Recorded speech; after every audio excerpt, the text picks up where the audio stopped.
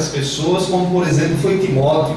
Timóteo foi uma pessoa escolhida por Deus, mas a gente observa o papel fundamental da sua mãe e da sua avó, aonde ensinaram-lhe a palavra de Deus, aonde ensinaram-lhe ali a fé, e Timóteo cresceu nesse temor ao Senhor, da qual se tornaria um dos auxiliares mais importantes do ministério de Paulo. Então Deus escolhe lá fora, Deus escolhe aqui dentro, a soberania é dele, quem escolhe é ele. Porém, nós como pais, nós como igreja, temos uma responsabilidade importantíssima em pegar a criança e ensiná-la a ela no caminho em que deve andar, para quando ela vier crescer, ela tenha compromisso em relação às coisas de Deus. E Samuel, irmãos, não é também diferente disso. Podemos, quando vamos observar o contexto onde Samuel ele vai surgir, quando voltamos um livro antes para o livro de Juízes, podemos observar que a nação de Israel, após a morte de Josué, era uma nação que se desviava constantemente dos caminhos do Senhor. Não é à toa que o livro de Juízes começa dizendo que após a morte de Josué, se levanta uma geração que não teme a Deus, que não conhece ao Senhor, que não tem compromisso com Deus. E aí dá-se início o período de Juízes, aonde o povo, quando eles entravam em situações adversas, por causa do compromisso que eles tinham assumido com Deus, e Deus havia assumido com eles, porque o pacto era assim: vocês me obedecem, vocês cumprem o que está escrito na lei, eu faço vocês prosperar, eu abato os inimigos de vocês, eu elevo vocês acima das demais nações, eu faço vocês uma nação grande. Porém, se vocês me desobedecem, se vocês não temem a mim e não cumprem os mandamentos tal qual eu dou a vocês, então vocês serão rebaixados, vocês vão ser castigados, vocês sofrerão, vocês serão amaldiçoados.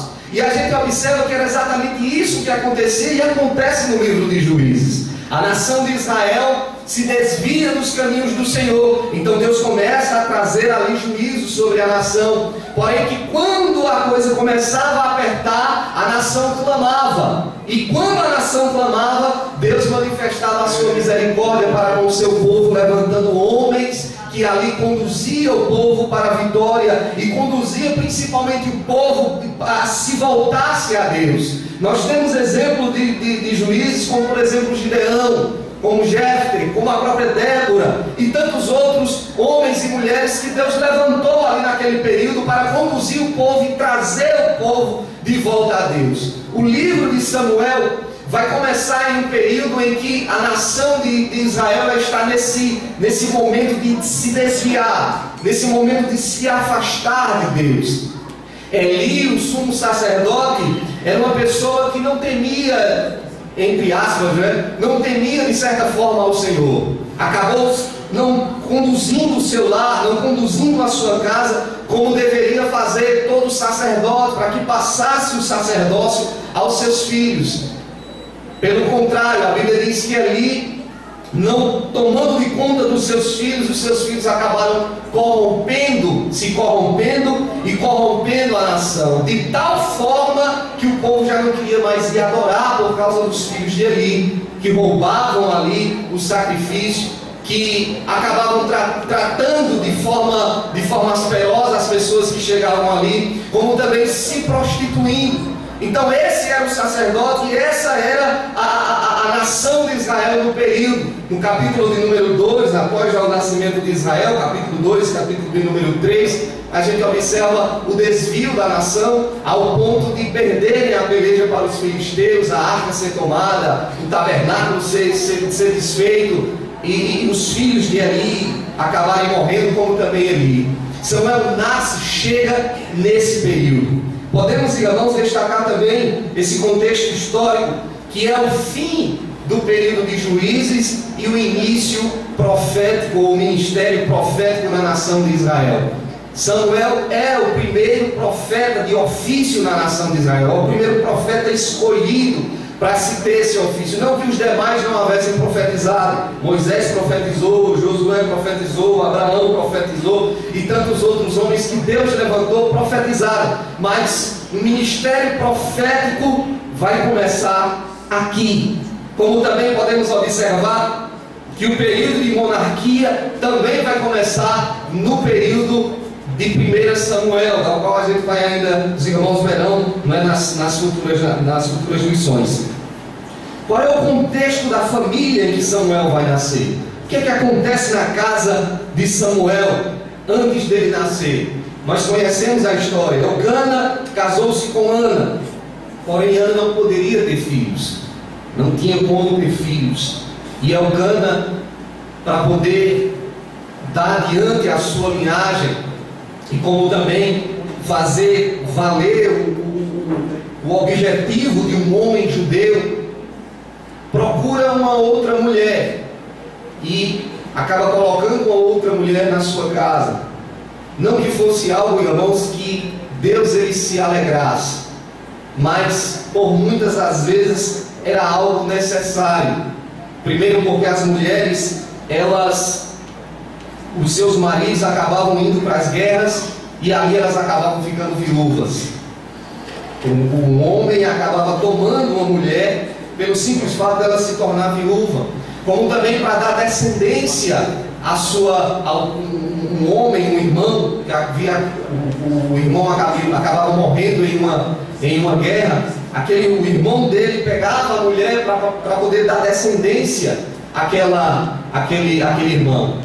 Havia alguns motivos para que isso acontecesse, mas a gente observa que Eucana vai trazer Penina para dentro de casa por causa da esterilidade de Ana. Eucana vai trazer uma competidora para dentro de casa porque Ana é estéril, ou seja, Ana não podia ter filhos. Parece que a nação de Israel não observava, porque em meio à esterilidade Deus fazia milagres. Os homens não observavam isso, até porque por todo o meio social ali que lhes envolvia, por todo o meio social ali, imaginemos, irmãos, porque judeu procriava rápido, era rápido. Então imagine, Eucana casou-se no mesmo período de um amigo seu. O amigo talvez já fosse ali com 3, 4 filhos e Eucana nada. Os amigos ali, a família, os irmãos, não é? Prosperando em filhos e Eucana nada. Então Eucana resolve colocar ali alguém. Mas quando a gente vai observar o contexto da esterilidade na Bíblia, geralmente Deus usa a esterilidade para fazer um milagre. Olha o que Deus faz, irmãos, com Abraão. Deus chega até Abraão e diz assim: eu vou fazer de você uma grande nação.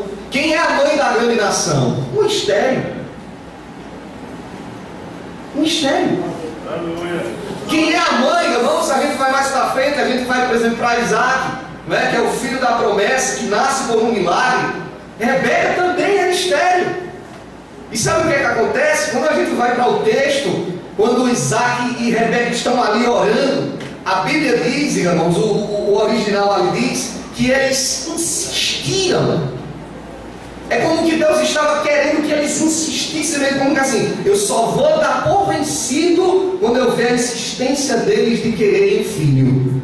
E o texto ali no original dá a ideia de que é como que Deus foi vencido pela oração de Rebeca. E ali Deus deu um filho a eles, ou 2 filhos a ele. Observe, irmãos, o governador do Egito, José. Sua mãe também foi estéril, não podia ter filhos. Arrumou uma confusão lá por causa disso. Mas Deus foi ali, irmãos, e fez um milagre. E quando falamos em José, às vezes vem só na mente assim: foi governador do Egito. Mas José não somente foi o governador do Egito, mas foi um meio utilizado por Deus para que ele preservasse toda a família de Jacó e o seu projeto futuro para uma grande nação. O próprio José diz isso: olha, não pense que vocês me mandaram para cá assim como por acaso, não vim parar aqui por acaso, não. Deus pegou o mal que vocês tinham feito para mim e o tornou em bem, porque ele queria conservar a vida e assim conservar uma grande nação. E aqui agora não é diferente. Ana é estéril, não pode ter filhos. A Bíblia vai nos mostrar que Elcana, quando subia, ia ao templo até Siló, até o tabernáculo, a Bíblia nos mostra que Penina ia o caminho todinho provocando Ana. Todinho. O percurso durava 2, 3 dias. Sendo afrontada, sendo humilhada.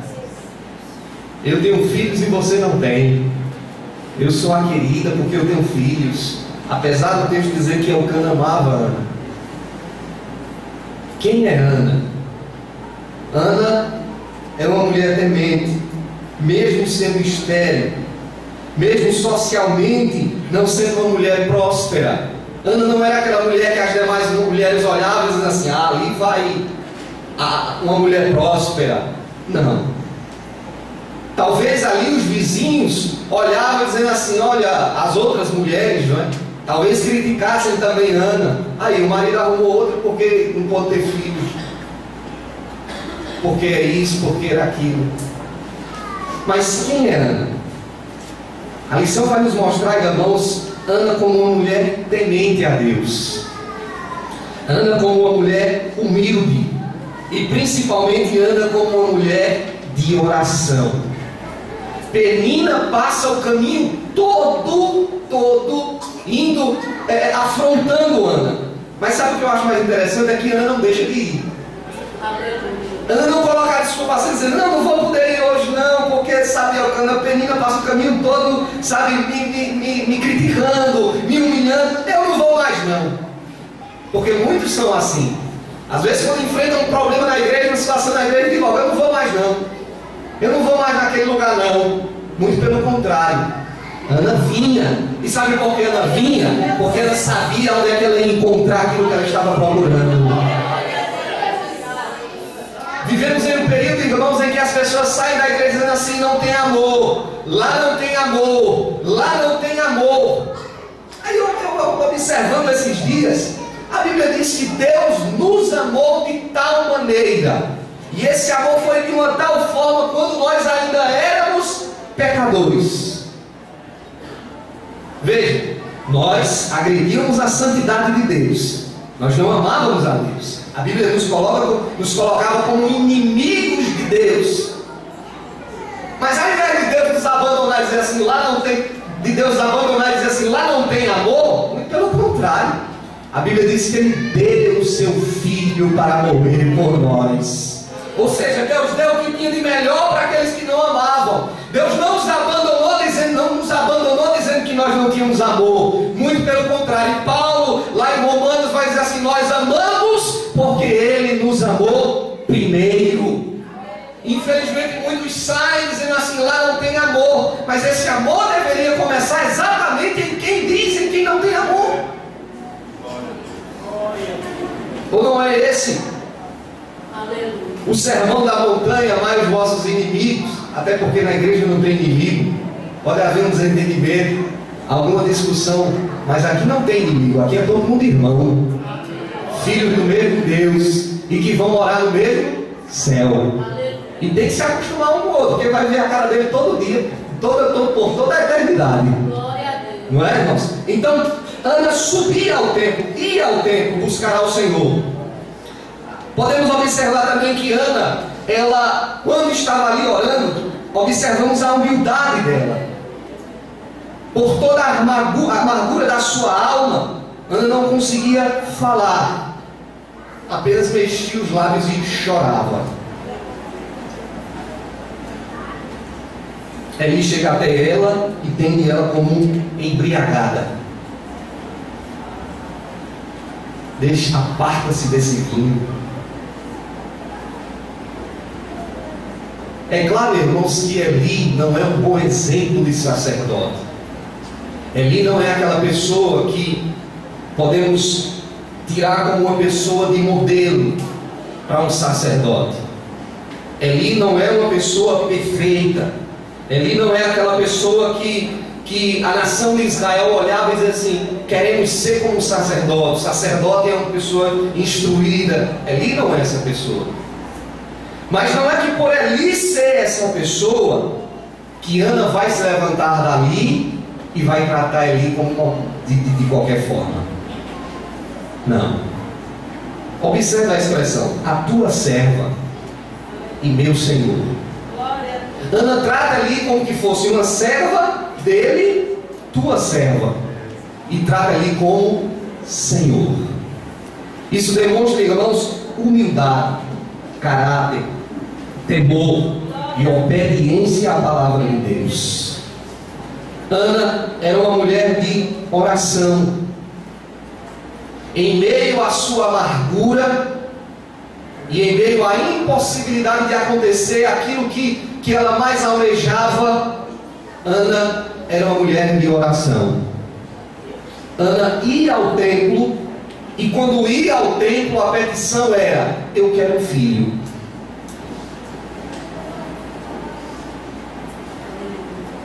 E você pensa que foi somente nesse texto aqui que aconteceu isso?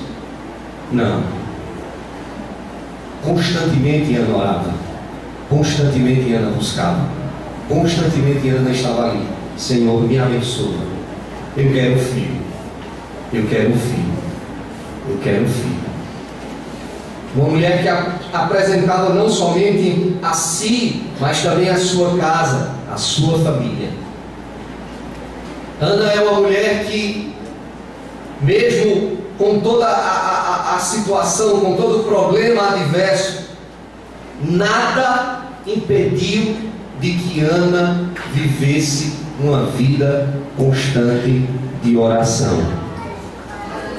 Qual é o resultado de uma vida de oração? Qual é o resultado dessa vida de Ana subir ao templo e apresentar a sua situação, a sua causa a Deus? Qual é o resultado disso? Deus ouviu a oração. Não somente ouviu, o texto lá na frente, lá em 1 Samuel, vai nos mostrar que também se lembrou de Ana. Ana chega, apresenta a sua situação a Deus, faz o voto a Deus, dizendo que se Deus lhe abençoasse, que se Deus lhe abrisse a sua madre, ela iria entregar o menino a Deus pelo resto da sua vida. E é interessante isso aqui, porque aquilo que eu mais desejo, se o Senhor me der, eu entrego a ti. É uma mulher, irmãos, que tem compromisso com Deus ao ponto de dar aquilo que ela mais ama, aquilo que ela mais deseja, colocar à disposição de Deus. Então, Deus gosta disso. Você pensa que lá em cima dela, gostei. Gostei. Glória a Deus. Aleluia. Aleluia. Aí a Bíblia diz assim: e lembrou Deus de Ana. Não é porque Deus tinha esquecido não, viu? Quando a Bíblia diz assim: e lembrou Deus de Noé, e lembrou Deus de Abraão, e lembrou Deus de Ana, não é porque Deus havia esquecido eles não é isso não. É porque tinha chegado o momento, e a expressão lembrou, e lembrou Deus é assim, quer dizer assim: e chegou o momento de Deus agir. Chegou o momento de Deus operar, chegou o momento de Deus fazer, chegou o momento em que Deus vai realizar tanto aquilo que Ele prometeu, ou aquilo que você havia pedido. Lembrou-se Deus de Noé, ou seja, chegou o momento em que Noé vai sair da arca. Lembrou-se Deus de Abraão, chegou o momento em que Deus vai cumprir com a promessa na vida de Abraão. Lembrou-se Deus de Ana, chegou o momento em que Deus iria operar um milagre na vida de Ana. Deus não se esquece, irmãos, de ninguém nem de nada. Tem muita coisa que nós apresentamos a Deus que às vezes a gente coloca e para de orar por algum motivo, mas Deus não esqueceu não, irmãos. Tem coisas que a gente pede, que às vezes chega nas nossas mãos, que a gente nem esperava. Não esperava porque Deus não se esqueceu. Porque Deus não se esquece de nada daquilo que a gente fala, de nada daquilo que a gente apresenta a Ele, de nada daquilo que a gente promete a Ele. Isso quer dizer que sempre que fizermos um voto ao Senhor, cumpramos.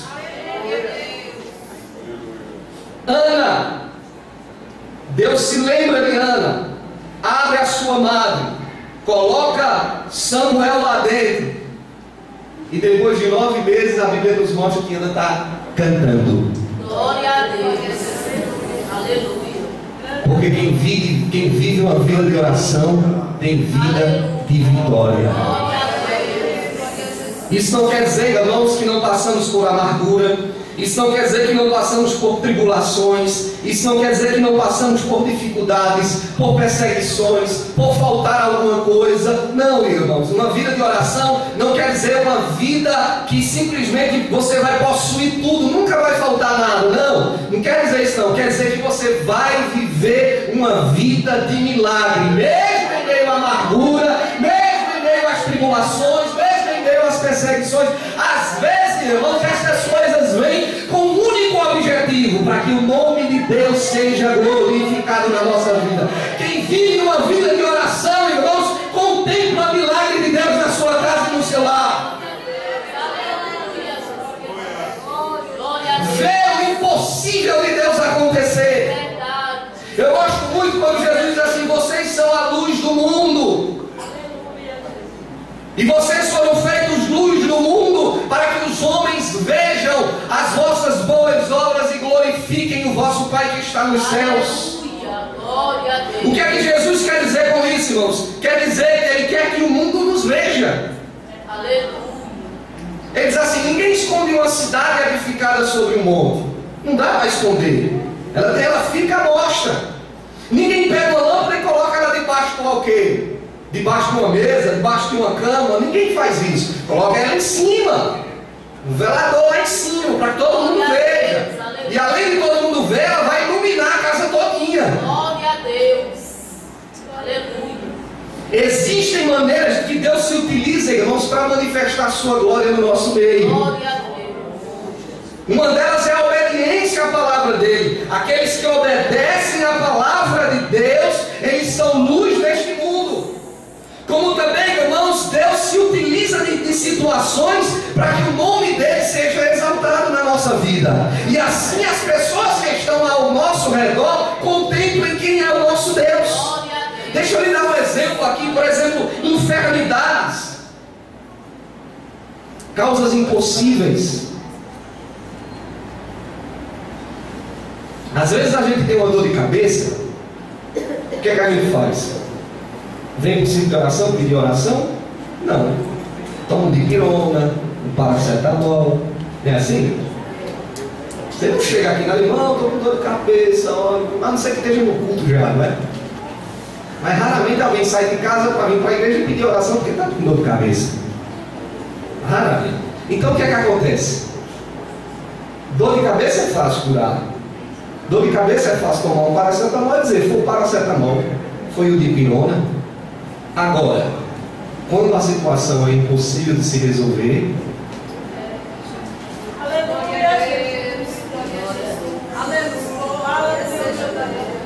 você vai, está sentindo umas dorzinhas, vai no médico, o médico pede exame. Quando chega o exame até ele, ele olha, se assusta, pede um novo exame para poder confirmar. Quando você chega com o exame, ele confirma, você está com dor.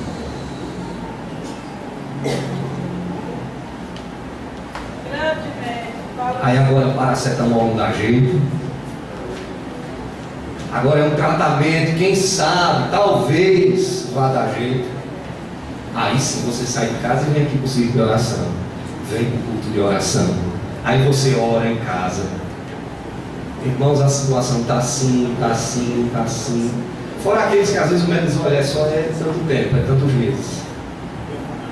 Vem, coloca, apresenta, a igreja ora. Lá a família já está sabendo, os vizinhos já estão sabendo, está todo mundo triste, porque conhece a pessoa, a família já está dando tudo por entregue. Mas aí, irmãos, alguém que vive de oração, Deus ouve.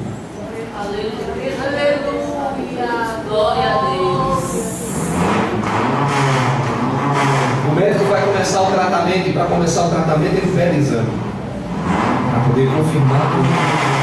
E aí você vai, antes de fazer os exames, você vem, pede, apresenta a igreja, conta a história. Aí vai fazer os exames. Quando você recebe os exames, volta para entregar para o médico. Aí vem a surpresa. O médico abre o exame e diz: não pode ser. Você estava com um tumor desse tamanho. Não tem mais, não tinha mais situação. Aqui não tinha mais o que fazer, não. Sim, doutor, mas explica aí. Explicar não tem como explicar. Simplesmente sumiu do nada. Aí você volta aqui para agradecer. Aí você diz assim: o médico disse que não tinha mais jeito, mas Deus deu jeito. Aí sabe o que é mais impressionante? É lá na sua casa, quando todo mundo tinha dito que não tinha mais jeito, você chega lá dizendo assim: Deus deu jeito, o Senhor me curou. Aí lá na sua rua, escuta isso aqui, lá na sua rua, os vizinhos tudo também dando você já por perdido, você chega lá dizendo: Deus deu jeito para aquilo que não tinha mais jeito. Aí sabe o que é que a sua família, os seus vizinhos e o médico vai dizer? É, realmente Deus é Deus do impossível, e Ele faz coisa grande nas nossas vidas. Deus é glorificado, irmãos, nas nossas vidas através de coisas impossíveis, e isso só acontece em quem vive uma vida de oração. Está impossível, meu amado, vai buscar ao Senhor. Já disseram que não tem mais jeito, que não tem mais como resolver. Já disseram que é impossível de acontecer. Talvez até mandaram dizendo que você não vai conseguir. Mas deixa eu te dizer uma coisa: pega tudo isso, empacota tudo e entrega ao dono de todas as coisas, porque tudo obedece ao mandar do nosso Deus. Não é estéril que não tenha filho, e não é impossível que o nosso Deus não resolva.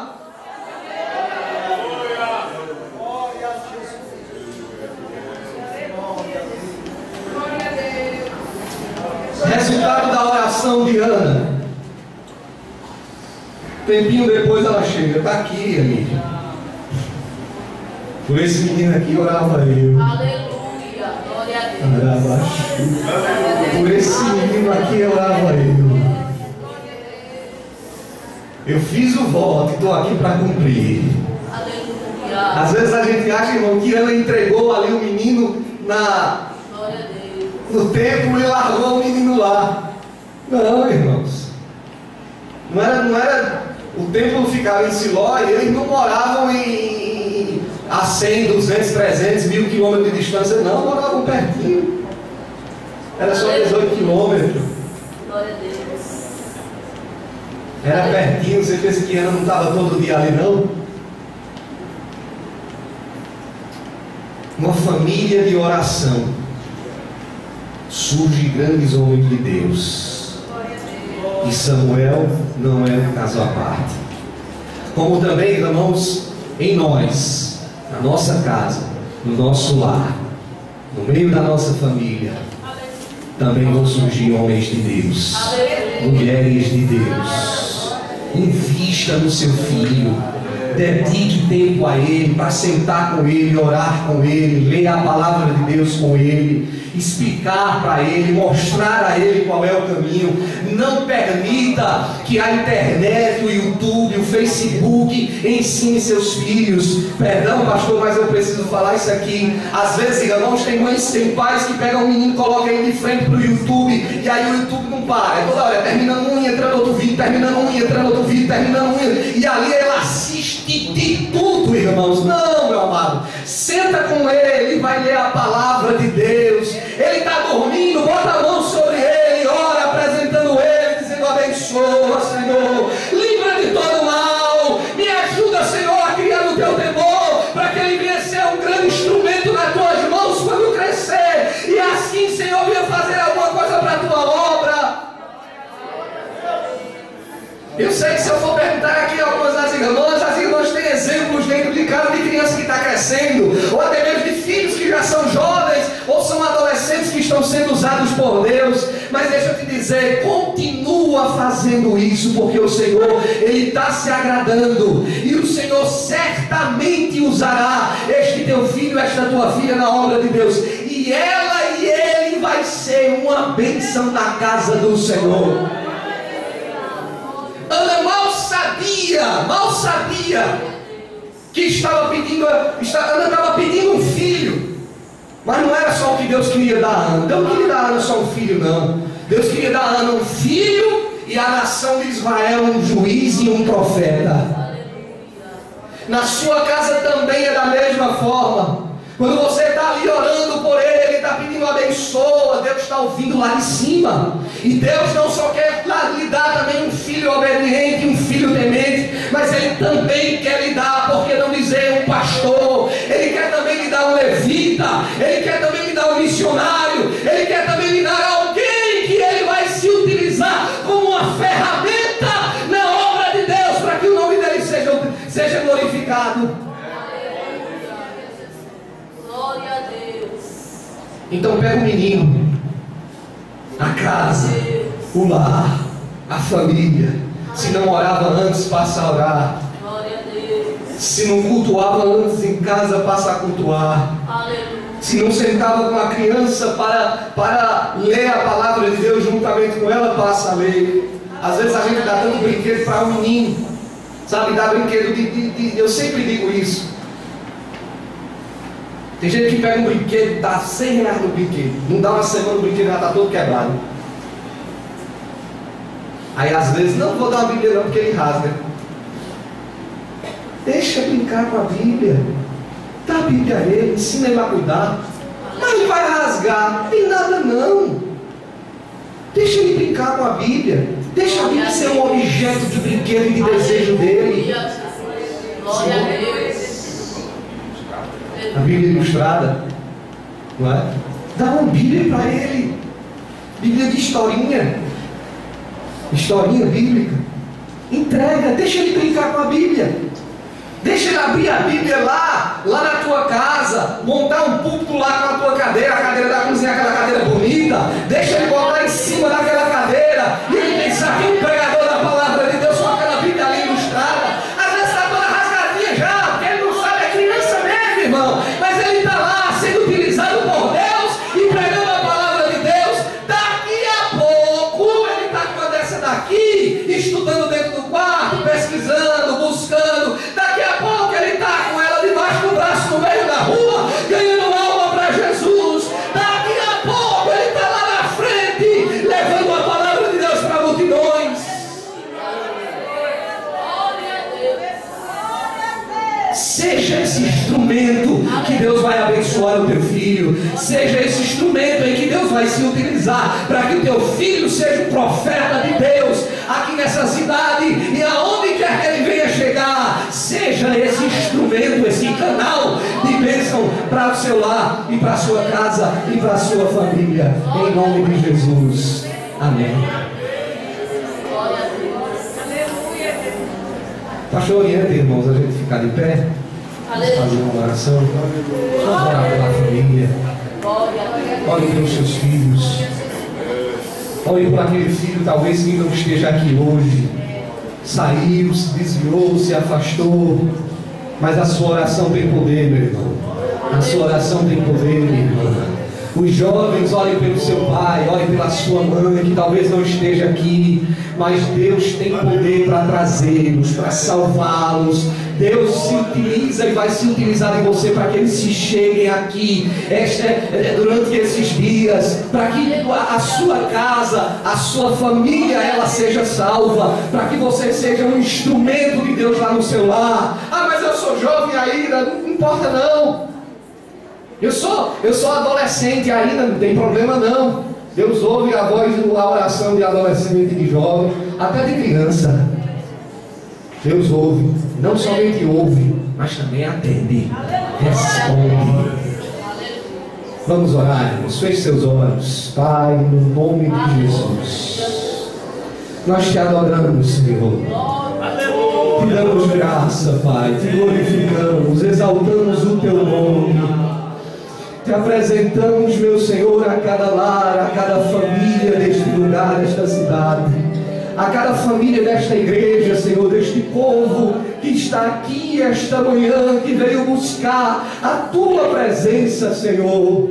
Eu não sei como chegaram aqui, talvez com amargura, talvez com medo, não sabe por onde anda o filho, não sabe por onde anda a filha, mas tu, Senhor, conhece todas as coisas e sabe a necessidade do teu filho e da tua filha, do teu servo e da tua serva. Meu eterno Pai, tu sabe como é que está lá o lar, tu sabe como está a família, tu sabe como é que está a casa, Senhor, dos teus servos que se chegaram aqui esta manhã e que estão diante da tua presença, apresentando os seus lares, apresentando os seus filhos, apresentando a sua casa. Deus, tu és o Deus do impossível, e nós te apresentamos, Senhor, aqui aquele filho, Pai.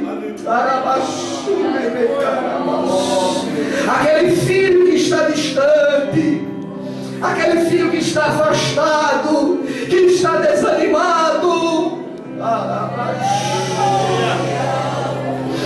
e que a tua serva disse que era só tu na causa, Senhor.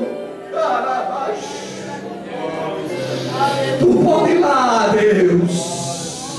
Tu pode ir lá como um bom pastor, atrás da ovelha perdida,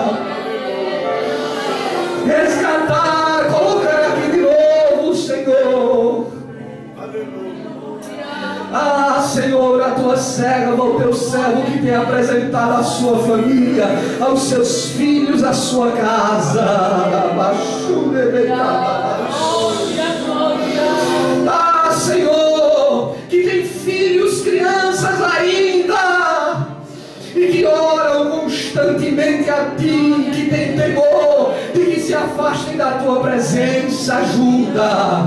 Ajuda para que edifiquem os seus lares, ajuda para que ensine a criança no seu temor, ajuda para que a criança cresça na tua presença e seja um profeta, seja alguém utilizado por ti. Meu Pai, te apresentamos a cada jovem desse, talvez sofrem perseguições dentro de casa, talvez sofrem críticas dentro de casa por estarem vindo para cá, Senhor. Ah, Senhor, atende a oração do teu servo, atende a oração desse jovem, atende a oração desse adolescente. Meu Deus, vai lá, Senhor, vai lá no lar, vai lá nos seus pais, vai lá na sua família, cria situações para que essas pessoas sejam salvas e estejam aqui na tua presença também te servindo. Meu Deus, te apresentamos, meu Senhor, aquelas estéreis, os estéreos que não podem produzir ou que não produzem frutos aqui na tua casa, Pai. Tu és um Deus de milagre. Tu tens ouvido a oração dele, pedindo para melhorar, pedindo para tirar aquilo que não te agrada, pedindo para fazer algo na vida dele. Tu tens ouvido, Senhor, e nós te apresentamos aqui esta manhã, esta vida infrutífera aqui na tua casa. Abre, Senhor, a sua madre, para que ela venha produzir frutos aqui na tua casa, frutos, Senhor, para que seja uma bênção. Remove o pecado, remove toda a impureza, remove tudo aquilo que desagrada a ti, remove tudo aquilo que não honra o teu nome.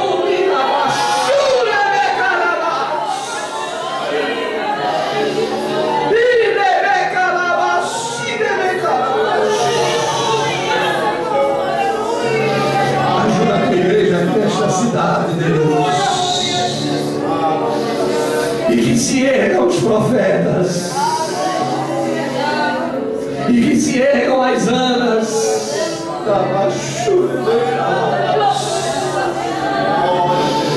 e que se ergam as crianças, que dizem: fala que o teu servo ouve.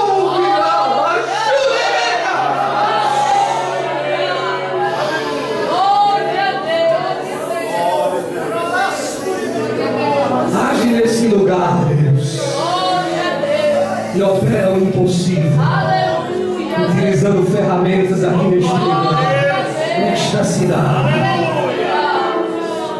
para que o nome dessa cidade, Senhor, seja honrado pelo seu nome. Trindade,